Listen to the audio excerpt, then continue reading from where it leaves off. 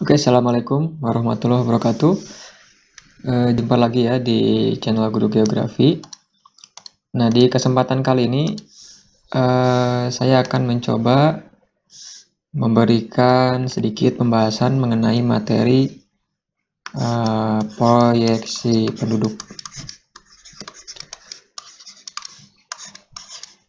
Nah, ini kan yang sering ada hitung-hitungan ya, gitu kan? Oke ya, proyeksi penduduk. Nah, sebelum nanti melihat case soal hitungan, saya akan coba memberikan sedikit deskripsi uraian dulu ya mengenai apa sih yang dimaksud dengan proyeksi penduduk itu dan tujuannya buat apa gitu ya. Nah, jadi pada dasarnya proyeksi penduduk itu kan ini ramalan ya. Nah, jadi kita meramal nih kayak dukun nih, ya meramal kayak ramalan tentang penduduk di masa depan itu sebesar apa nanti ya, jumlahnya bertambah atau berkurang gitu. Ya, maka disebut proyeksi. Nah, ini bagaimana orang bisa mendapatkan angka proyeksi penduduk ini dari melihat pertumbuhan penduduk per tahunnya. Pertumbuhan per tahunnya. Ini dalam persen kan gitu ya. Nah, jadi misalkan kalau setahun itu 1% atau 0, sekian persen, nah itu nanti berapa? Kita nanti juga dibandingkan dengan penduduk yang diketahui pada tahun itu juga itu ya. Itu nanti bisa dihitung. Nah, kemudian untuk apa sih dibuat ini proyeksi penduduk ya tujuannya? Ya, ini tujuannya buat apa? Ya, tentunya ini dengan kita mengetahui jumlah penduduk di masa depan, kita bisa membuat strategi nanti, strategi kebijakan di bidang kependudukan gimana. Ini paling krusialnya. Kebijakan kependudukannya seperti apa? Ya. Apa sih yang masuk dalam kategori kependudukan? Banyak ini nanti ya. Misalkan kalau kita jumlah penduduknya pertumbuhannya terlalu banyak, maka nanti misalkan kan programnya kayak KB. Ini KB itu sudah dari tahun berapa ya? 80 ya, 70, 80-an kan? Nah, baru kita rasakan mungkin sekarang udah 40 tahun, 50 tahun ya. Ini proyeksinya dari tahun ya itu 70 80-an setelah kemerdekaan lah gitu ya.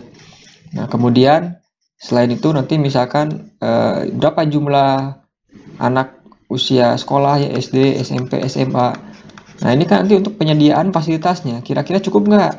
Sekarang aja kan jumlah bangku sekolah itu membludak ya. Sudah apalagi di kota besar kan sudah rebutan kan. Nah, itu masalah dari pertumbuhan penduduk ya. Kemudian angka usia penduduknya, usia SD, SMP, SMA-nya berapa ya? Apakah sudah dikendalikan atau enggak gitu ya.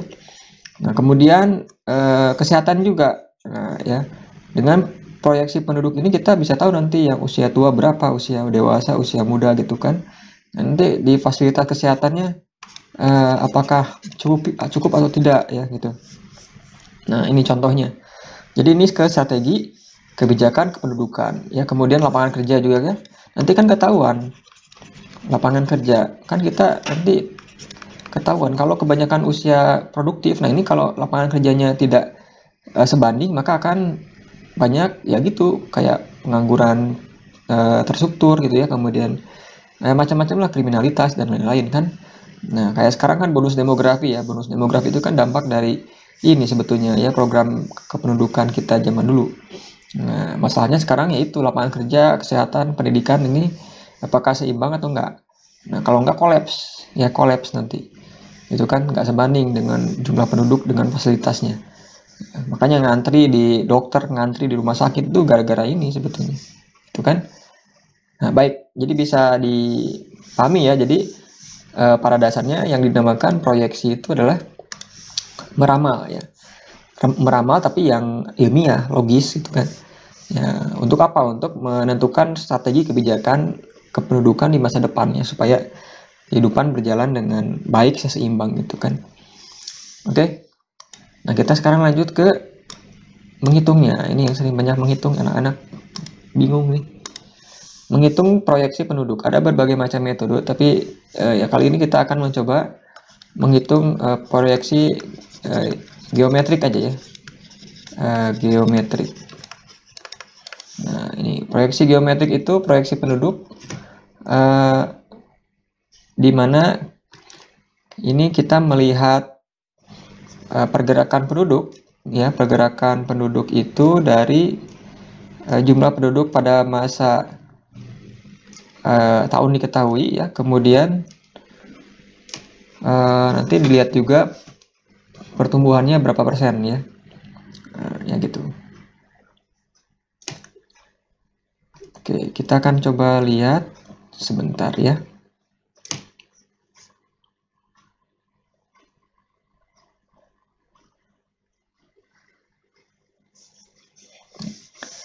Oke.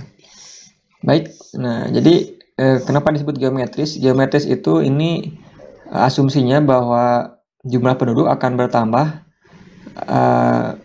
dengan anggapan bahwa pertumbuhan penduduk itu laju pertumbuhan penduduk dianggap sama setiap tahun. Ya, jadi ini kalau ada yang nanya kenapa disebut geometris, ini dianggap laju pertumbuhan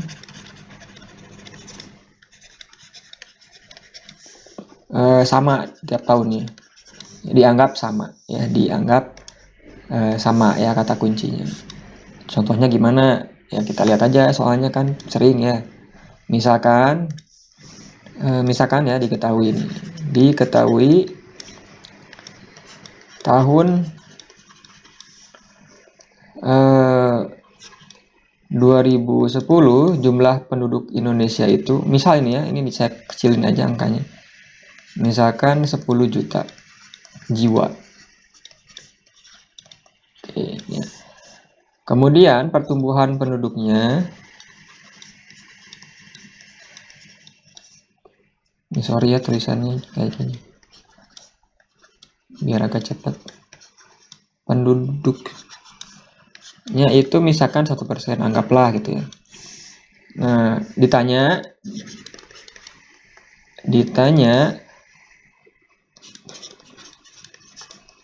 proyeksi penduduk tahun 2015 deh.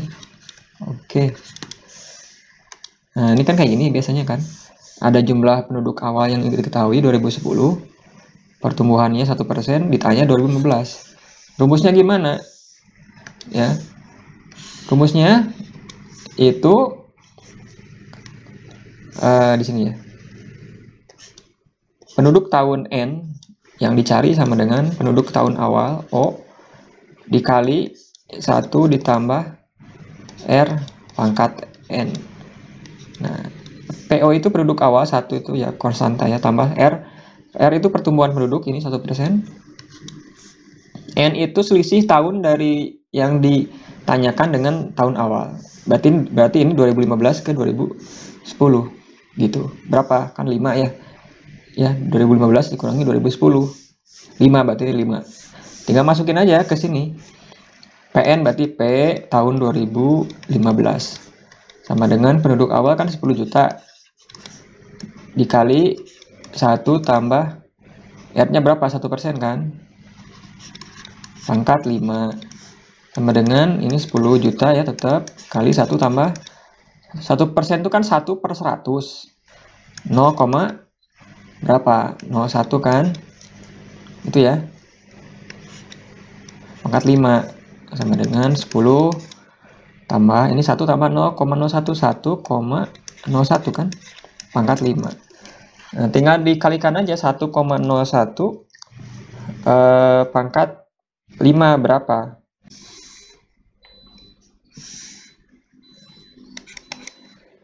Nah, ini tinggal dikalikan aja. Ya kan?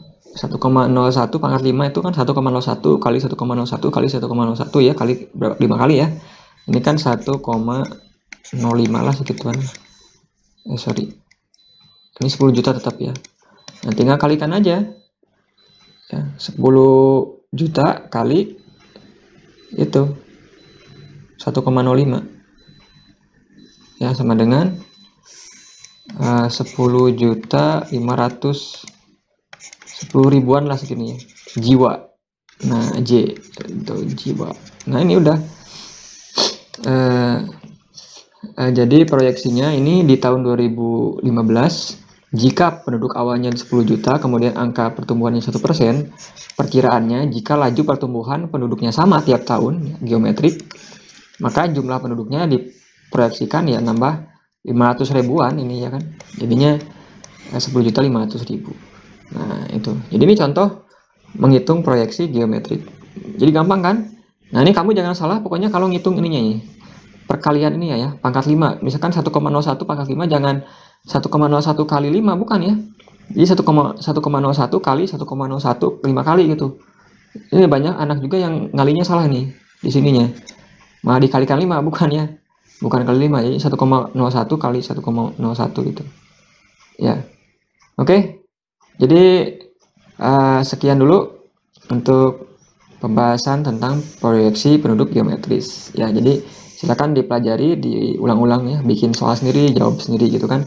Nanti ya untuk proyeksi lainnya ada sih, ada metode lainnya, ada proyeksi apa sih? Yang macam-macam lah istilahnya ya, selain yang geometrik gitu. Oke, terima kasih. Mohon maaf kalau ada kesalahan, silakan di share channelnya, jangan lupa subscribe dan kunjungi juga blog gurugeografi.id ya kalau mau lihat materi-materi lain kalau dalam versi teks ya. Terima kasih. Assalamualaikum warahmatullahi wabarakatuh.